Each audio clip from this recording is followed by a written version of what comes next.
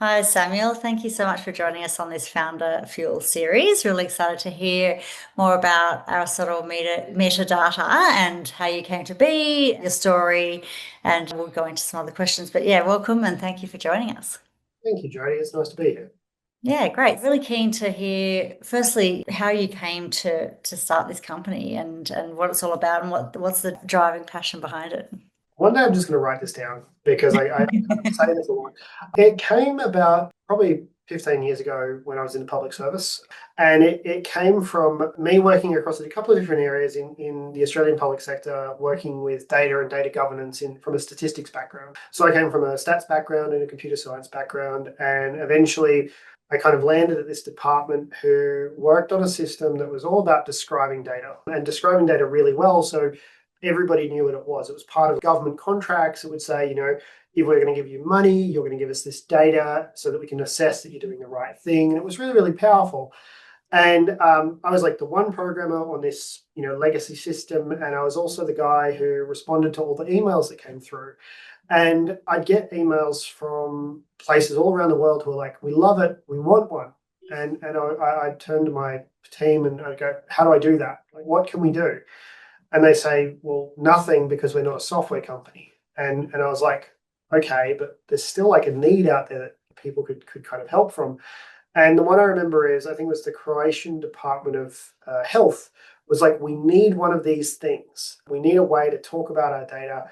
We want one." And I think that evening I downloaded the standard, the free international standard that was based on, and I just started. I was like, if nobody else is going to do it, I'm going to do it. And that's kind of where it came from, is me just going, build this thing to help people fix healthcare systems. And it just kind of snowballed from there. Yeah, wow. And so how long have you been going now?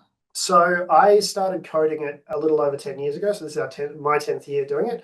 The company's been around for 8. So we've been around for 8 years now so far. And so tell us where you're at now. How many customers? How many people in the team?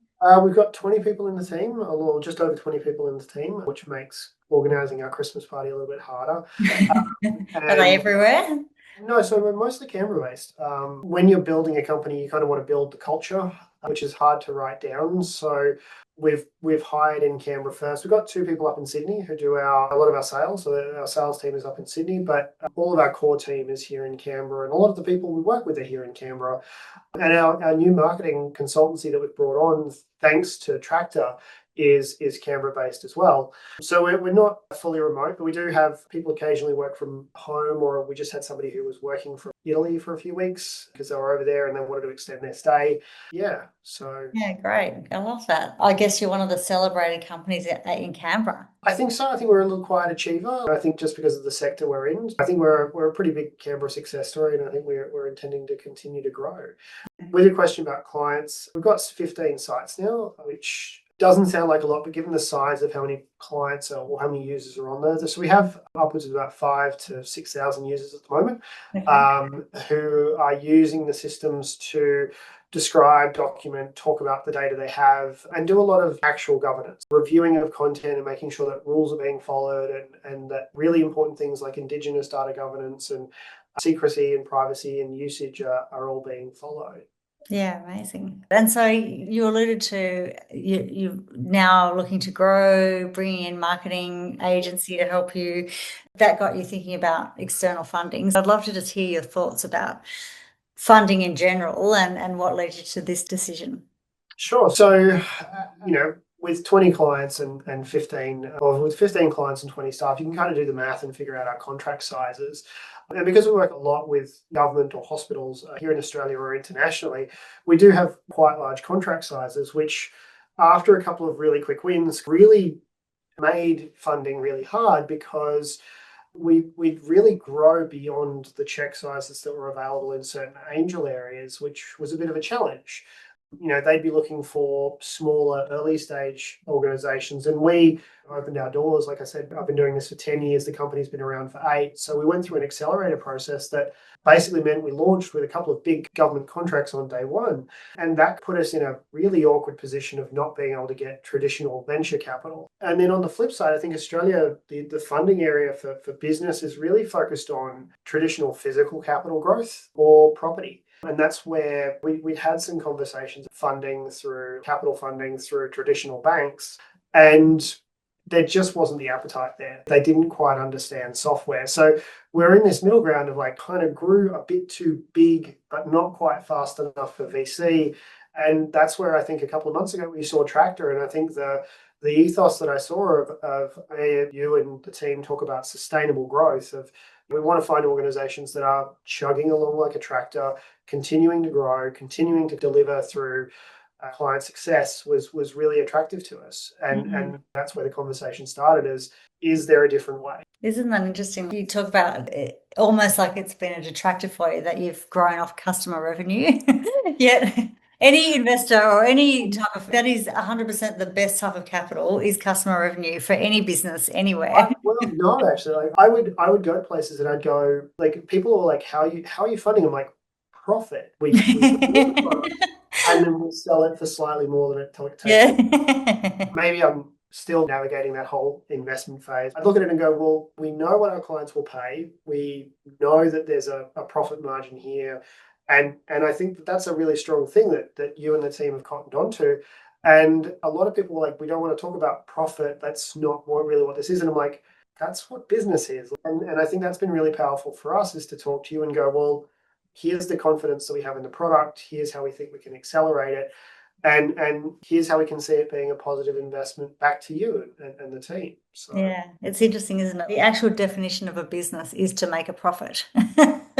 And it gets lost in our ecosystem with all of the stories of wonderful raises and all sorts of hyper growth. well, I think that the intent behind it is if you can capture a market early and you can grow exceptionally quickly, um, then that will pay off. But again, you're relying on the fact that you have a burn rate and you go, we're gonna beat the burn rate, or you're gonna have to go back for another raise. And that's again, a lot of people talk about when you as soon as you raise money, you have to raise the next amount. Yeah. And with us, with our relationship with Tractor, I think it's the same, but I think there's a very clear alignment of we want to turn this into new customers as quickly as possible. And that insights from you and the team to go, well, new customers will translate to new margin, which translates to an easy way to service the debt is I think really powerful. Yeah, exactly right. Yeah. I'd love to then switch over to you've obviously created a lot of success in the last 8 years and you've built up a team. So you're managing, you're leading. What are your insights on good leadership and management? I don't know if any CEO can tell you what they do. I think they can tell you what they try and do.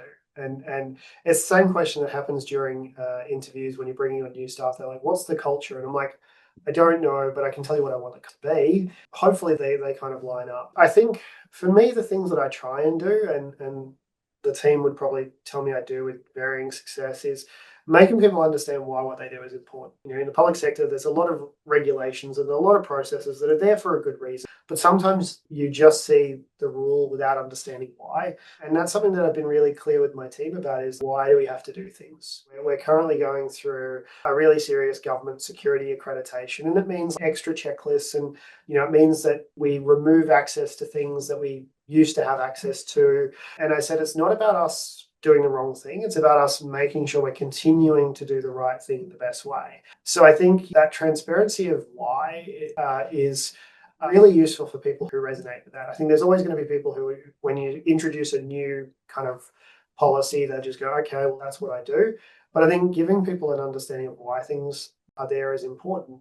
Oh, totally agree. Transparency is huge. We've recently been even more transparent than in the past, and it's just really it motivates everyone because they can see exactly why when they do one thing it converts to another thing that affects the total goal. So yeah, transparency is huge. Yeah, I think transparency and trust are really important to have. And they're hard. Sometimes they're hard. You want to get the best out of people. And as a business owner, you want to get the most out of people as well. And sometimes that means just giving them direction and lightly monitoring. And I think I do a pretty good job most of the time. I think there are some times when I kind of forget that and just hover on things. I think when you trust and empower, people rise to the occasion, right? I just wanted to ask you one final question just about your future plans. Like, what's the next big thing? Well, like I said, the big thing on the horizon at the moment is because we've been fully bootstrapped, and I think that's something we haven't talked about, is we have fully bootstrapped the entire way through.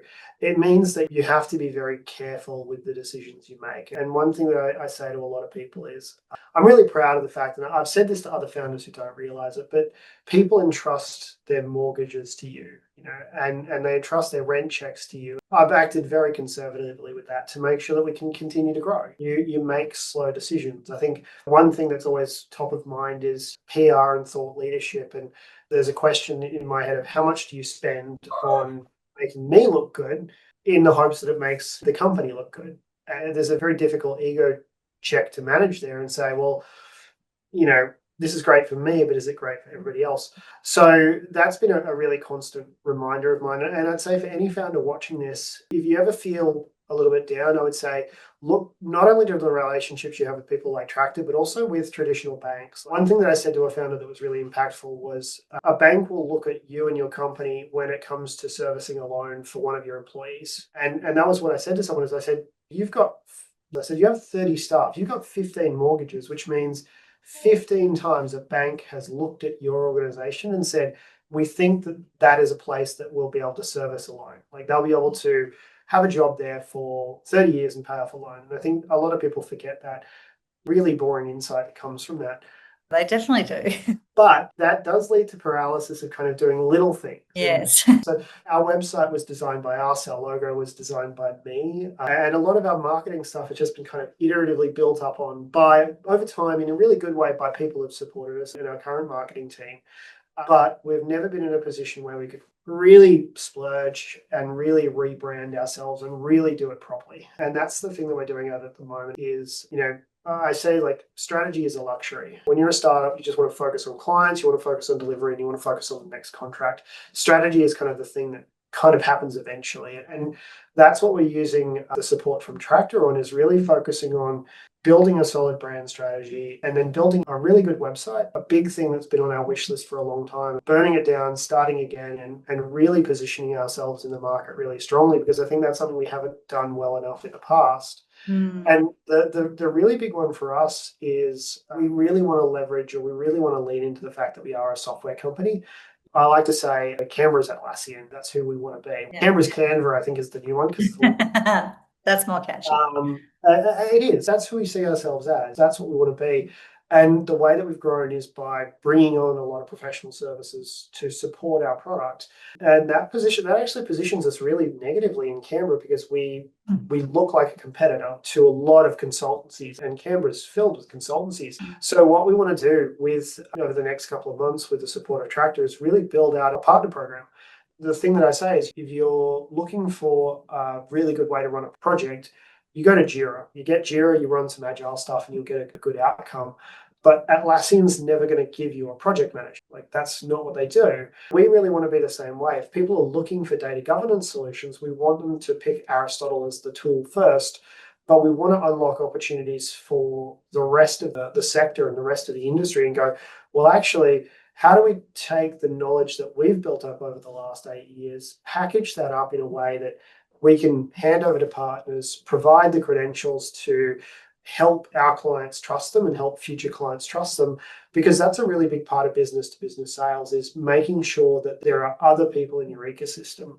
And that's probably a really big thing for a lot of the people in Tractor's market, having seen where a lot of the portfolio comes with. A lot of the Tractor Village does a lot of B2B software. And the one piece of advice I would have is know what you're going to do and know what you don't want to do in future. And I don't think anybody who's running software wants to be in professional services. I think we get it because it's part of how you win. Yes. And that's a big thing that we want to do next year, is like, I say to people, I don't want to do any of it. We win some pretty substantial contracts, bringing those professional services in to help the software, help users be successful.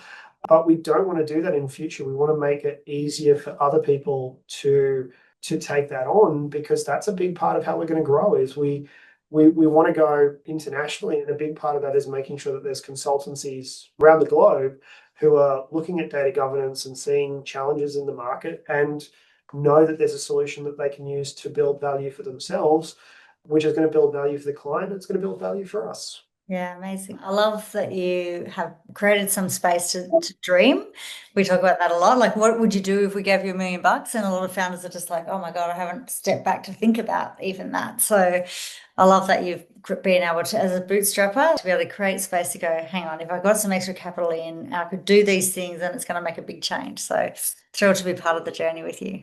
I think it's going to be a really exciting thing because, again, when you bootstrap, you're basically getting revenue from client that has to go back to the client. It has to go back to services. This has been a really, I'm just trying to think of the right word. It's not a risk-free way of doing it, but I think it's a really low-risk way of us tackling that problem. Yeah. And Low I think, risk when you're confident, right? You're confident you can do this. So then it becomes low risk because you know you're going to be able to pay back this loan easily. yeah, I think it reduces the risk because it is about like, and this goes back to the MBA principles that I was talking to you earlier about. Is it really goes back to net present value. Is if you believe that, and like I do, is I said, if we do this partner program and it nets us one new client each year for the duration of time that we're with Tractor, then it's a no-brainer. And what we're effectively doing is we're using this to bring forward revenue from 3 years from now and go, well, let's bring some of that forward and then let's try and make that happen. And I think that's really the way that you need to look at it. I think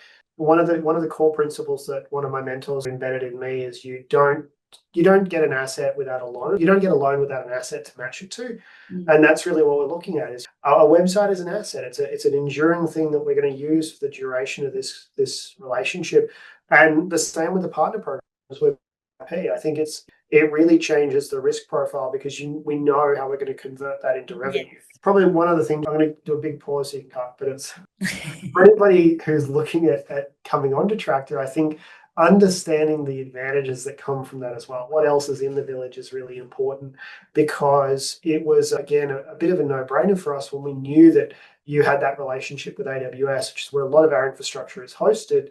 And it's a bit too late for either of us to turn back, but that's actually where I think we've calculated our first 5 repayments are going to come from our ability to leverage those credits. So that's just, again, changed the dynamic there. So I think for anybody who's looking into this space, I think you need to treat debt in an appropriate way. Nobody's going to buy a house with cash. We take on debt all the time. We do it in intelligent ways. And I would say, if you understand the things that you could do in the future, this just becomes a way of accelerating that faster and doing it now. That's a great analogy. Thank you. Appreciate it. Nobody really knows what metadata is, so I've had to get really good at it. That's great. Thank you so much, Samuel. It's been awesome hearing your story.